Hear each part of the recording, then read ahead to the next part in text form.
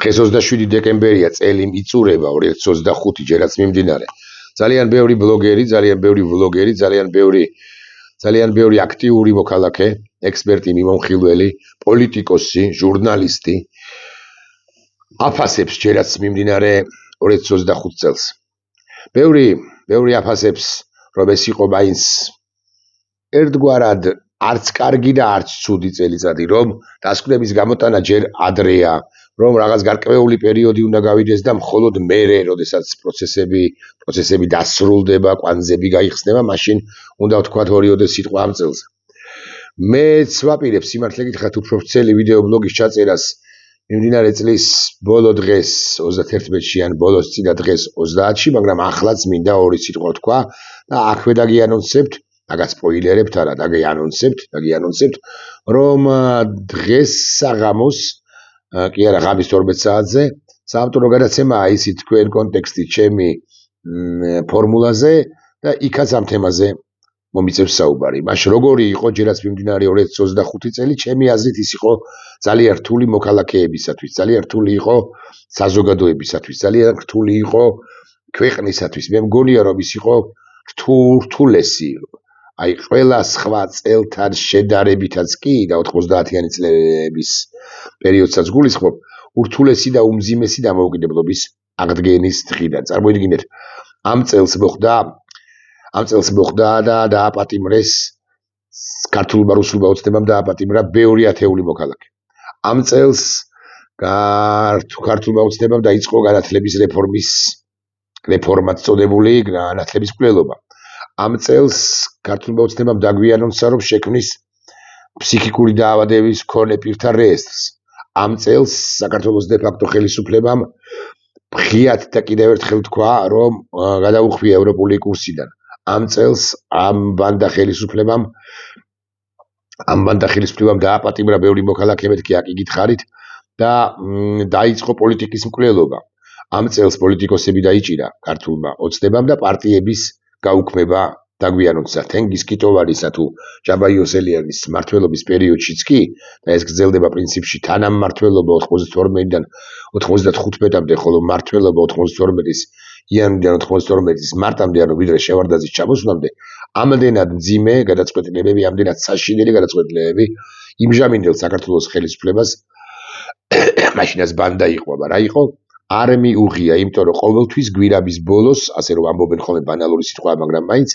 ჩანდა, გამოჩნდებოდა ხოლმე რაღაც სინათლე და ჩვენ ამ სინათლისაკენ მივდიოდით. და ხანდახან იმ პატარა ვიწროებშიც კი გავდიოდით, რომელში გაზრომაც კი პრაქტიკულად შეუძლებელი გვეჩვენებოდა, პრაქტიკულად შეუძლებელი იყო.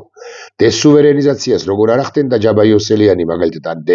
საქართველოიზაციას მაგალითად თენგიზ კიტოვანი, მაგრამ იქ იყო მაგალითად შევარდაძე, რომელიც საქების ცხადი არ არის, მაგრამ ჩაებღაუჭებოდი რომელიმე ერთ პირს, ამ შემთხვევაში თუ იმ შემთხვევაში ედუარდ შევარდაძეს, რომელმაც აკი შეასრულა კიდეც ის ერთგვარად შეასრულა ის ფუნქციები, რომლებიც მას უნდა შეესრულებინა 95-დან მან პრინციპში მოსპო პოლიტიკურად კიტოვანი და იოსელიანი და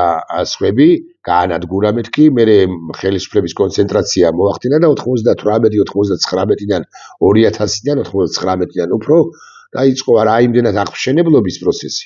რამდენადაც შევარდნაძემ საქართველოს პერსპექტივა გააჩინა, პერსპექტივა, რომელიც მერე უფრო კარგად რეალიზდა 2003 წლიდან, იქაც 2003 წლიდან 2012-ის ჩათვლით წინა ხელისუფლება რასაც ჩადიოდა, მაგრამ რამდენი სხვადასხვა ინფილტრირებული რუსი აგენტი არ ყავდა ყველა წინა ხელისუფლებას, მაგრამ უმრავლესობაში ინფილტრირებული რუსული აგენტურა არ იყო შეღწეული სახელმწიფო სტრუქტურებში. აქ სამწუხაროდ და ესეც მახასიათებელია ჩვენი ეპოქისა, არ კონკრეტულად მიმდინარე წლისა, აქ გამოვლინდა, რომ საქართველოს უმაღლეს ხელისუფლებაში 100-დან 1 კი არა, 100-დან 99 თუ ასივე არა, რუსეთის ღია აგენტია ყველა დეპუტატი, მეთქი, ბევრი სასარგებლო იდიოტია, მაგრამ ღიად რუსეთთან ძაფებით მიერთებულნიც არიან უმაღლესი თანამდებობის პირები, არა მხოლოდ პარლამენტში, არამედ ძალოვან სტრუქტურებში, აღმასრულებელ ხელისუფლებაში ზოგადად და გადაწყვეტილებების ნებისმიერ მიმღებ ჯგუფებში ბიზიდა ივანიშვილმა ყველაფერთან ერთად ეს ადამიანები გარყვნა, პირდაპირ მნიშვნელობით, ეს ადამიანები გააფუჭა და ისეთი კომპრომატები დაიჭირა მათ წინააღმდეგ, მათ შორის პირველ ყოვლისა რასაკვირველია კორუფციული სკანდალები კი არა, კორუფციული ფაქტები, კორუფციის თაობაზე ფაქტები, რომ პრაქტიკულად წარმოუდგენელია, რომ რომელიმე მათგანმა ბიზიდა ივანიშვილის წინააღმდეგ გაილაშქროს, უმალ ეს ადამიანები ეცდებიან ბიზიდა ივანიშვილთან დალაგება, მილაგება, მოლაგებას და არავითარ შემთხვევაში არ წავლენ ბიზიდა ივანიშვილის წინააღმდეგ. ამ თვალსაზრისითაც თუ შევხედავთ ამ წელს, რასაკვირველია უმძიმესი იყო პოლიტიკოსების დაჭერა ვახსენე, ასევე უნდა ერთი მახასიათებელი ამ წლისა კიდევ ის არის, რომ ამ წელს სწორედ გაღრმავდა უფსკრული საზოგადოები ორივ ჯგუფებს საზოგადოებებს შორის, ნაცვლად იმისა, რომ ჩვენ როგორღაც ამოგვევსო, რუსული ესოცნება არ შეგვესრულებინა სამოქალაქო, ვერბალურ ომამდე მიიყვანა ბიზიდა ივანიშვილმა პერსონალურად საქმე და ახლა უკვე მართლა ასეა, რომ ორივე მხარე კი არ გაიმარჯვებს, ან ერთმა უნდა გაიმარჯვოს, ან მეორემ ბარემ ვიტყვი, რომ ნებისმიერის გამარჯვების შემთხვევაში მეორე მხარე პრაქტიკულად განადგურდება და ახლა მოცემულ ეტაპზე გამარჯვებულია სწორედაც რომ ბიზიდა ივანიშვილის ის სინდიკატი, რომელსაც ის მართავს, რომლის სათავეშიც ის არის და რომელიც გადასწრა, რომელიც მოიცავს თუ რომლის შემადგენლობაშიც არის უკლებრივ ყველა დეპუტატიც, მინისტრიც, ჟურნალისტიც, არასამთავრობო ორგანიზაცია არ ვიცი რამდენად სწორია, ექსპერტად წოდებული, აქტიური მათი ადამიანები, საზოგადოებრივი აზრის შემქმნელები და ეს ყველაფერს თუ გავაჯერებთ, ეს ყველაფერი თუ გაჯერებული იქნება იმ ტროლბოტ ვირახსნილი კამპანიების ქარხნებით, რომლებსაც მართავენ მისივე პაჟები, დაბალი რგოლის პაჟები, შედარებ საშუალო რგოლის პაჟები, წარმოიდგინეთ რამდენად ძიმე მდგომარეობაშია ჩვენი ქვეყანა, კი ამიტომაც ვამბობ, რომ 92 წელიც კი, როცა ჩვენ დავკარგეთ აიწყო ომი აფხაზეთში და 93-ში დავკარგეთ აფხაზეთი, ისიც კი არ იყო ასეთი მძიმე, ჩვენ ყოველთვის გვქონდა იმედი, გვეიმედებოდა, რომ აფხაზეთს დავიბრუნებდით, მომავალ წელს სოხუმში ამ ლოზუნგს წერდით, ან გვახსოვდეს აფხაზეთი, ამ ლოზუნგს მატებდით ზედ 2008 წელსაც, როცა ყველაფერი თითქოს დაინგრა და დაუმარცხეთ, რასაკვირველია, მაგრამ ჩვენ რაღაცა ჩასაბღაუჭებელი გვქონდა, სხვა თუ არაფერი ის გვქონდა მოფიქრებული და სწორი მესიჯი, რომ რუსეთს თბილისის საერთოდაც თბილისის აღება უნდა და აი თბილისში რომ ვერ აიღო თუ არ აიღო, ამის შედეგად ჩვენ ერთგვარად გამარჯვებული მაინც ვიყავით, ყოველ შემთხვევაში მაშინ მართლაც ვერ დაგვანგრია ბოლომდე სახელმწიფო როგორც ასეთი გადარჩა, ხო და ახლა რა გვაქვს ეს ჩასაბღაუჭებელი, მე სიმართლე გითხრათ არ ვიცი, მაგრამ ერთს კი ვიტყვი, რომ ჩასაბღაუჭებელი გვაქვს ჩვენ თავარი, ჩემი მოსაზრებით ეს ჩასაბღაუჭებელია ის რუსთაველის გამზირი, რომელიც აქტიურია ყოველ საღამოს, რუსთაველის გამზირი ასეთი ზოგადი სახელწოდებაა, მოკლედ ის მიტინგები, პროტესტი, დემონსტრაციები, მარშები, მოქალაქის ხმა, მოქალაქე, რომელიც რუსთაველის გამზირზე ჩვენ შემთხვევაში, თბილისის შემთხვევაში გადის ყოველ საღამოს 8 საათზე, 9 საათზე, იქ დაახლოებით 2-3 საათს დაჰყოფს ხოლმე, თუნდაც მცირე რაოდენობის მოქალაქეები, ამით ერთგვარად ინარჩუნებენ საქართველოს როგორც ასეც, დესაკართველოიზაცია ბოლომდე არ გამოსდის ბიზიდა ივანიშვილს და ეს არის ჩვენი ის ჭუჭრუტარა თუ ის ნათელი სხივი თუ ნათელი წერტილი სინათლე გვირაბის ბოლოს, რომელზეც ასე გავამახვილე ყურადღება, თუმცა რასაკვირველია 2025 წელი იმ თვალსაზრისით თუ ობიექტურები ვიქნებით იმ თვალსაზრისით იმ კუთხეებზეც გავამახვილე ყურადღება, რასაკვირველია უმძიმესი იყო მთლიანად ქართული სახელმწიფოსთვის რუსული კანონებიც გაიხსენეთ ამასობაში, ერთი კი არა, რამდენიმე რეპრესიები, იმისიც გაიხსენეთ ტროტუარზე დგომისათვისაც კი ახავთ მოქალაქეები, ისიც გაიხსენეთ, რომ ერთმა ქალბატონმა გამოვიტანა ასეთი პლაკატი რამდენიმე თვის წინ, დაახლოებით 10 თვის წინ გაზაფხულზე ანწუხელიძე გმირია და ამის გამოც კი მოქალაქე კონკრეტულად დააკავეს, კიდევ ბევრი რამის თქმა შეიძლება, ბიზიდა ივანიშვილმა საბოლოო გადაწყვეტილება მიიღო იმასთან დაკავშირებით, რომ დესუვერენიზაცია და რუსეთიზაცია მოხდეს ამ ქვეყნისა და საქართველოს კავკასიის ბელარუსი გახდეს, რაც უშლის ხელს, კიდევ ერთხელ ვიტყვი, ეს არის აქციები და პროტესტი და თუ რამ გვამშვიდებს, ეს სწორედაც რომ მოქალაქის ხმა, მათ შორის იმ მოქალაქეებისაც რომლებიც ორჯერ სამჯერ შეიძლება რეპრესირებულებიც იყვნენ, მაგრამ მეოთხედაც არიან მზად რომ გავიდნენ ქუჩაში და წინააღმდეგობა, როგორღაც წინააღმდეგობა გაუწიონ ბიზი და ივანიშვილს. მეორე თუ მესამე მხრივ ეს არის კონფორმიზმის ლუსტრირების, ან კონფორმიზმის წარმოჩენის წელიწადი, ადამიანები, რომელთაგანაც არ ელოდი, რომ ისინი დადუმდებოდნენ, ისინი დადუმდნენ. ადამიანები, ვისგანაც არ ელოდი, რომ ისინი წავიდოდნენ და უცხოეთიდან შეაქებდნენ საქართველოს დე-ფაქტო ხელისუფლებას, ისინი წავიდნენ, თუმცა არსებობენ ის ადამიანები, რომლებმაც ხელი ჩაიქნიეს, ამგვარი ადამიანი ალბათ უფრო მეტია და ვინც გაერიდა ამ ქვეყანას სამზარეულოებში შეიყუჟა ერთის მხრივ, ან მეორეს მხრივ სწორედაც რომ უცხოეთში წავიდა და იქიდანაც ხვას არ იღებს მიზეზთა გამო, ჩვენ უნდა გავუგოთ ამ ადამიანებს, იმიტომ რომ ბევრი მათგანის წინააღმდეგ შეიძლებოდა ამოქმედებულიყო ასე მიზანმიმართული რეპრესიული მანქანა და დაჭერის საფრთხის წინაშე აიყვნენ და არიან ისინი, მაგრამ ამით რომ დასუსტდა, მათი წასვლით რომ დასუსტდა ჩვენი წინააღმდეგობის მოძრაობა და მე ალბათ უნდა დავარქვათ ჩვენ ყველამ ერთად ამას ახალი ეროვნულ-განმათავისუფლებელი მოძრაობა, ესეც ფაქტია. ახლა რა გამოსავალი არსებობს 2026 წელს, ამაზეც ვიტყვი ორ სიტყვას, მაგრამ თქვენის ნებართვით ჯერ ვიტყვი სხვა რამეს. მე ვიტყვი პირველ ყოვლისა იმას, რომ ბიზი და ივანიშვილი უარეს ჩაიდენს 2026 წელს,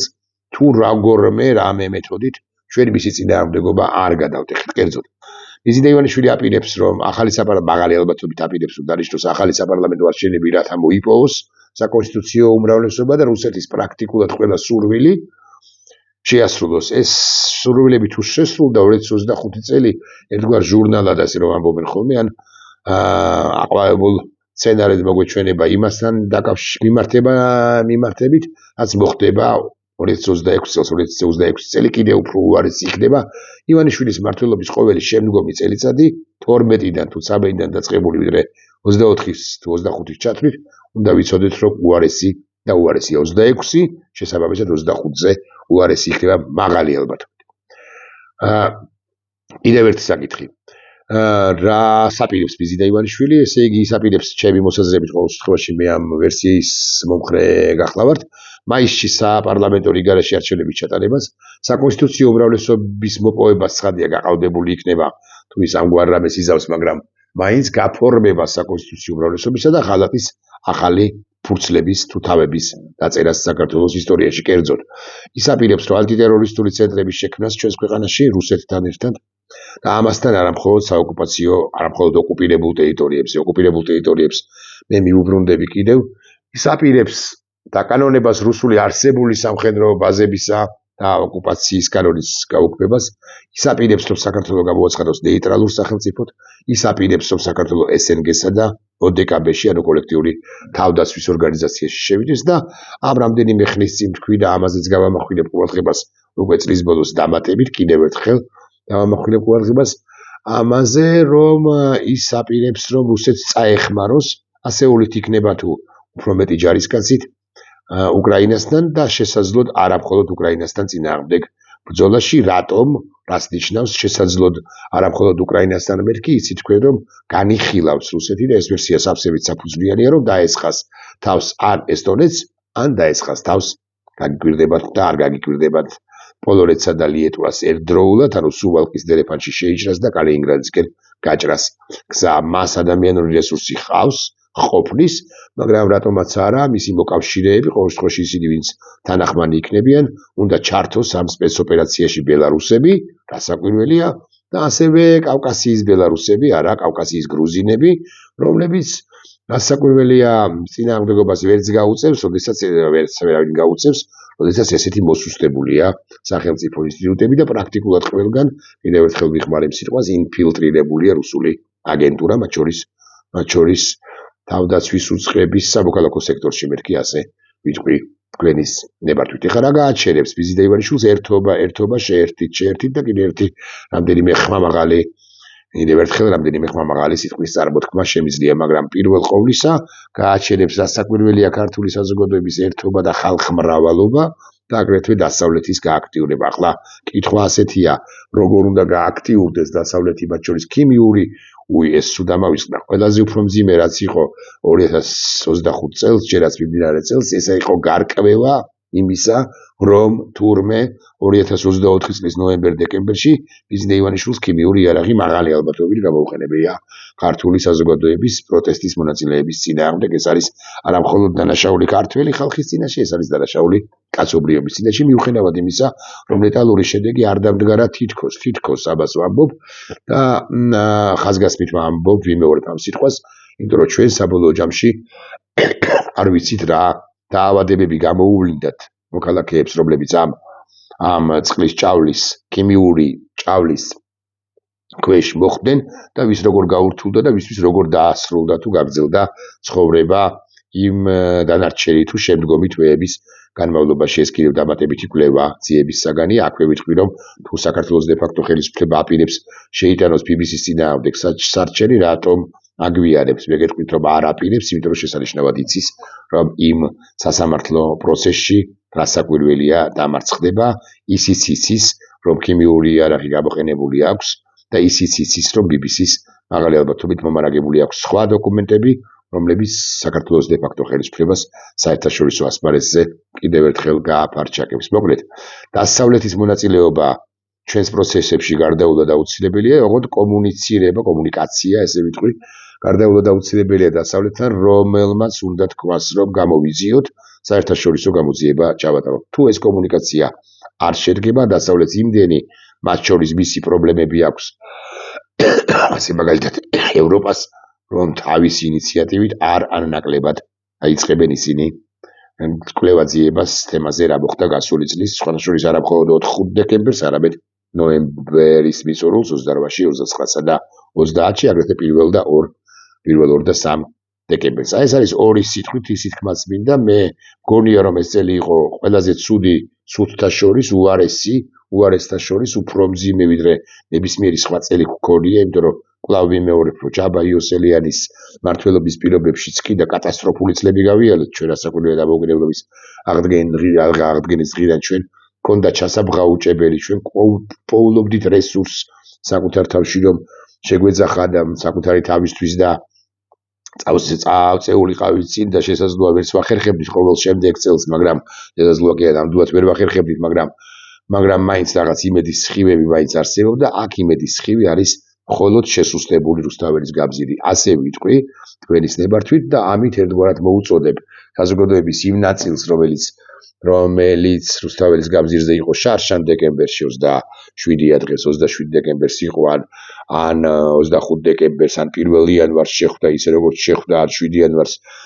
შეხვდა 2025 წლისა, როგორც შეხვდა, ან მშობა დღეს და ახლა კი მაინც სახში რჩებით. როგორღაც უნდა გამოვნახოთ ძალა, რომ დასავლეთმაც ჩვენსკენ გამოიხედოთ. 99% სწორედ ჩვენზეა დამოკიდებული, გაგიკვირდებათ